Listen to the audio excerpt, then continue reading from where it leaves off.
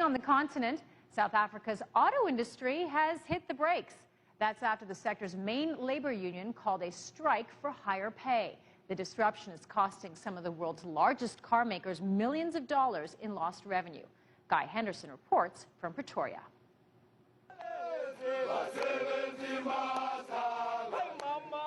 Out on the picket line again. Unions are rallying their troops in what's becoming the toughest wage negotiation season for years. The gap in this sector does seem manageable, a 14% demand and 8% offer. But unions are talking tough. We've said to employers that this strike is likely to be the mother of all strikes that we had. On top of that, they want new benefits and say this strike will go on until they get them. What we cannot win when we out here on the street can never be won in the small room, in the boardroom. And that's our philosophy. The only thing that employers understand better is unity of workers in purpose. Now, unions say as many as 30,000 workers in the auto sector are now on strike. Employers say that number is significantly lower. But regardless, this is the kind of strike action that can start to cause severe disruption to a key sector in the South African economy.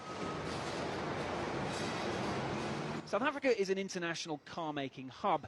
It makes 500,000 vehicles a year and exports to 152 countries. But the industry reckons it's now losing $70 million every day in revenue and could lose far more down the line. If we prove ourselves to be an unreliable site for that export market, the consequence of that naturally is that the orders will simply go elsewhere.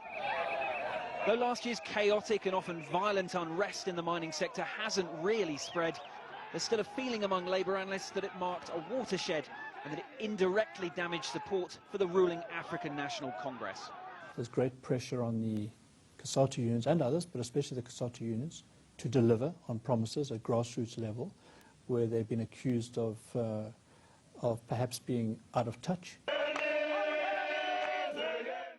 8 months until the country casts its vote, there's incentive to mobilise. Guy Henderson, CCTV, Pretoria, South Africa.